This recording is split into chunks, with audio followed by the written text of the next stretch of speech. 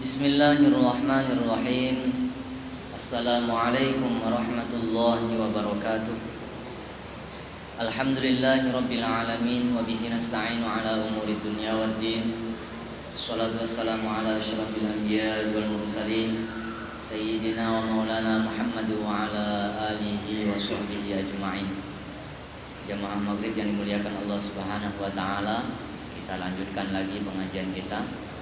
An Salim an abihi anna Nabiyya sallallahu alaihi wasallam qala inna bilalan yu'adzinu bilailin fakulu washrabu hatta tasma'u ta'dzina bani ummi maktum. Qala Abu Isa wa fil bab an Mas'ud wa an Aisyah wa Unaisah wa Anasin wa Abi Dzar wa Samurah qala Abu Isa hadis Ibnu Umar hadis hasan sahih. Wa qad ikhtalafa ahlul ilmi fil adzan bil laili.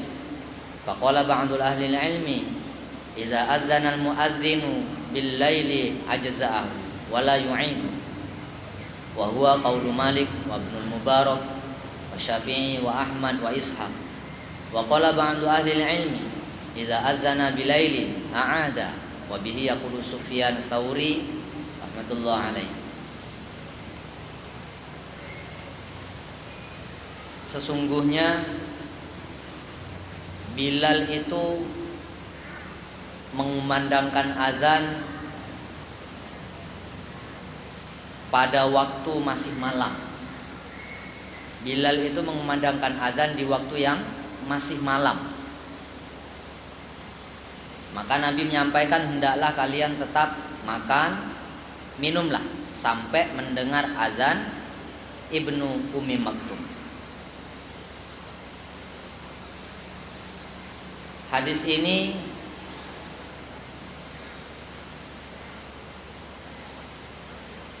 mendapatkan tanggapan berbeda dari para ahli ilmu. Pendapat pertama mengatakan bahwasanya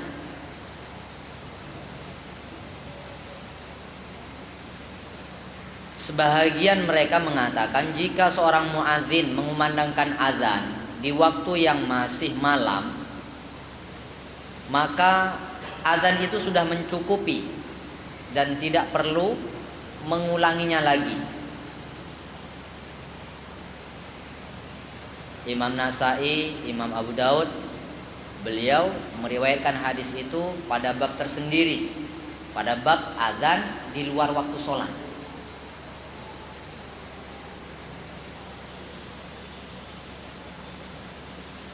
Menurut Imam Syafi'i, Imam Maliki, Ibnu Mubarak, Imam Ahmad dan Ishaq, beliau mengatakan bahwasanya apabila azan itu dikumandangkan belum masuk waktunya, maka azan itu sudah mencukupi dan tidak perlu mengulanginya lagi. Sufyan Ats-Tsauri berbeda pendapat dengan mereka. Sufyan Ats-Tsauri mengatakan kalau azan dikumandangkan belum masuk waktunya, maka hendaklah azan itu diulangi. Dia ada perbedaan di kalangan para ulama. Cuman mereka, para jumhur menyepakati sudah mencukupi azan yang di luar waktu.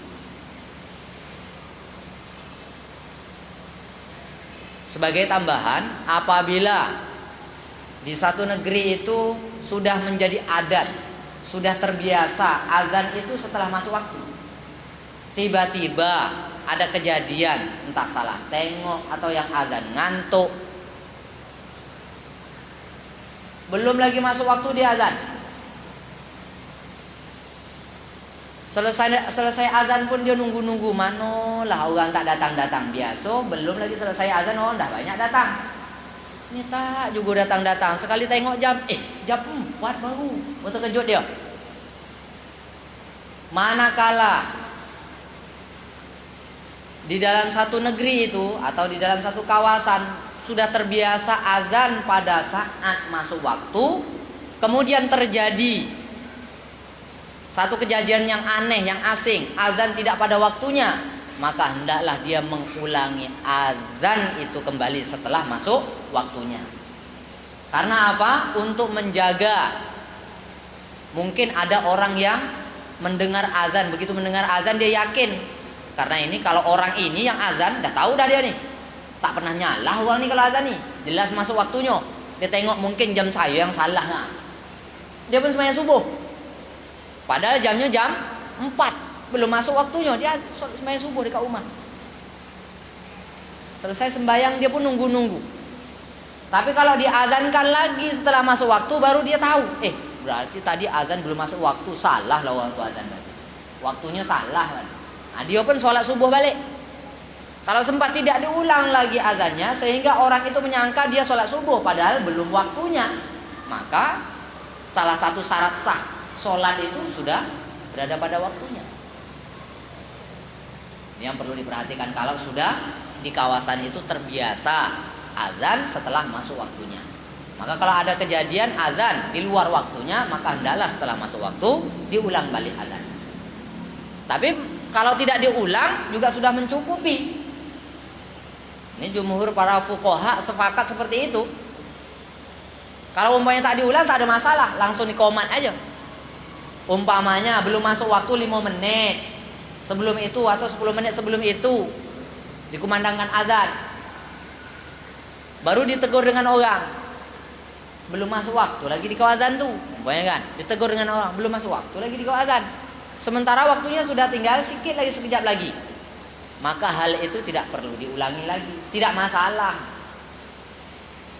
Tidak masalah kalau sekiranya selesai masuk waktu itu, sudah selesai azan itu sudah masuk waktu ihtiyati, waktu kehati-hatian, jarak antara 2 menit ke depan 2 menit ke belakang. Kalau sekiranya itu terjadi di dekat waktunya, maka tidak perlu lagi mengulangi azannya, sudah mencukupi. Kalau umpamanya diulangi lagi bagaimana? Tidak ada masalah. Itu dibenarkan oleh para ulama fikih. Pada riwayat yang lain diceritakan lagi bahwasanya An Abi Sya'tha qala kharaja rajulun minal masjid ba'dama udzina fihi bil asri faqala Abu Hurairah amma hadza faqad asa Abul Qasim.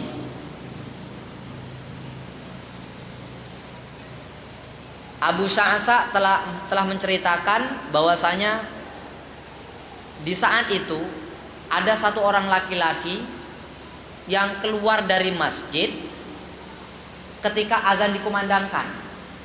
Ketika azan asar dikumandangkan, maka ada satu orang laki-laki keluar dari masjid. Abu Hurairah nengok aja. Begitu orang itu keluar dari masjid, maka Abu Hurairah mengatakan bahwasanya faqad asa Abul Qasim. Amma hadza faqad asa Abul Qasim. Orang seperti ini adalah orang yang telah melakukan maksiat kepada Nabi Muhammad sallallahu alaihi wasallam. Jadi kata Abu Hurairah, amma hadza faqad asa Abul Qasim. Orang ini telah durhaka kepada Nabi Muhammad sallallahu alaihi wasallam. Dalam riwayat yang lain, An Utsman bin Affan radhiyallahu anhu qala Rasulullah sallallahu alaihi wasallam man adrakahul adzan fil masjid tsumma kharaja lam yakhruj li hajatin wa huwa la yuridur raja'ata fa huwa munafiq. Utsman radhiyallahu anhu telah meriwayatkan bahwa Rasulullah telah bersabda, orang yang menjumpai adzan di masjid, sedang adzan dia di masjid, belum lagi selesai azan atau azan sudah selesai, kok dia keluar dari masjid terus tak balik lagi ke masjid, maka dia adalah munafik. Orang azan pergi dia, dia ini munafik orang ini. Kecuali perginya itu memiliki hajat atau keperluan. Keluar dia dari masjid itu punya keperluan.